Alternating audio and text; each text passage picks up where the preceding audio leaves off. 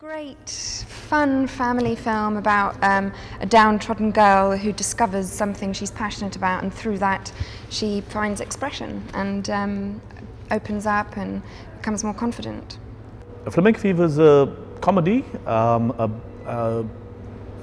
self-empowerment, uplifting chick flick about a shy, retiring plain duckling who metamorphoses into a swan by discovering flamenco. Sylvia's boss, Mr. Bowker, played by Jeremy Edwards, I play his assistant, and I make Sylvia's life hell. I'm a complete bitch to her all the time, and it turns out that, well, I'm her cousin, but it turns out that really her father is actually my father, and there's jealousy issues, and even though I've kind of always been better at her than everything my whole life, she's always had the one thing that I never had, which was a father.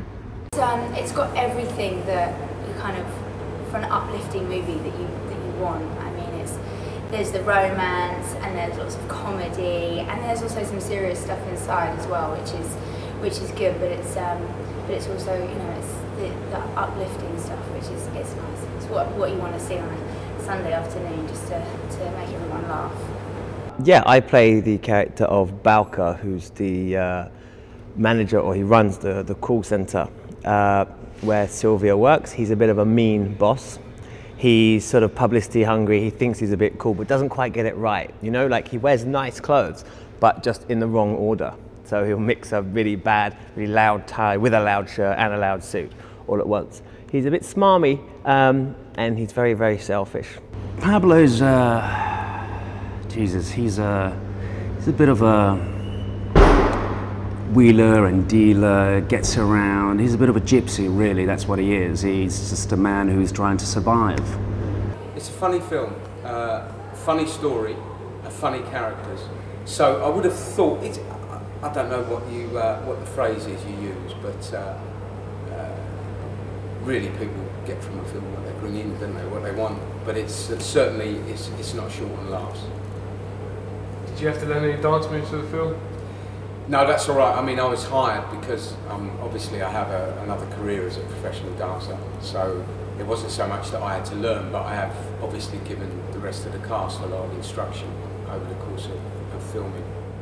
Well, like I said before, this is it is probably the best fun I've had working. I mean, I've enjoyed the character so much, and I think it's such a strong cast on this.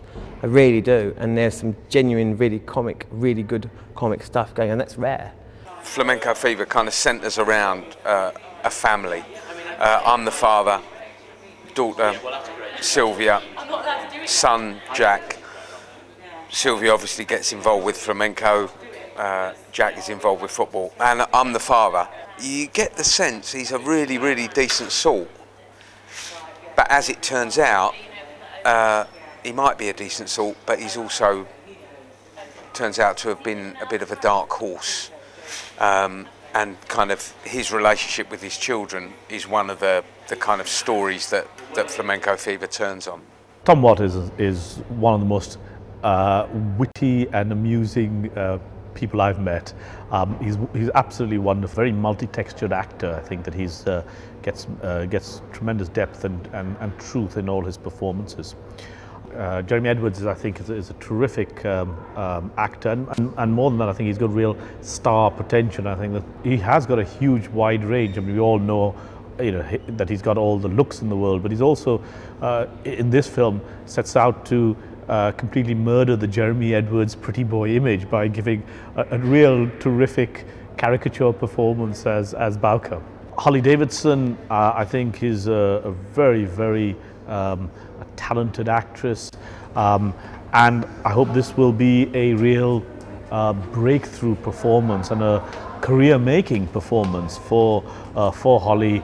Elize du Toit is in FHM magazine, number 70 in the 100 sexiest women in the world. So my son and his friends tell me. And clearly, I think that when you see Elize in this film, you're going to see her as truly as very, very someone who's very very beautiful, spectacularly good looking. But added to that, I think that she's, you know, a huge talent. Who the hell's James Doyle? Jim!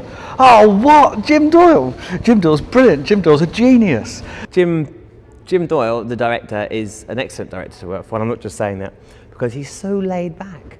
He just sits there, he knows exactly what he's doing.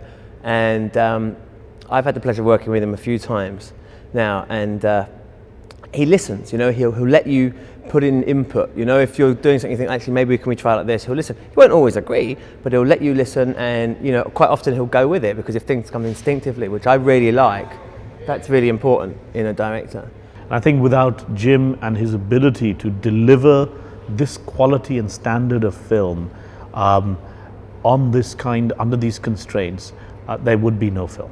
You know, when you're talking about low budget movies, low budget British movies, you need to get on with it. You know, you're talking about a 4-week shoot, which is fine.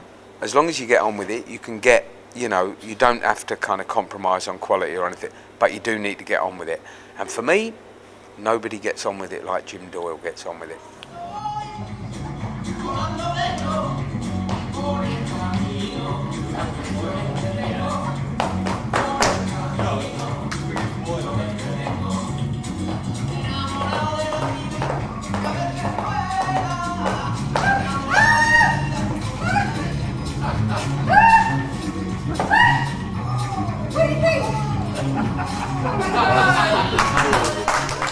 Yeah, it's made with British money, British cast, British people. You know, everything is British about it, except for myself, who actually lives in Ireland at the moment. So, but I am British.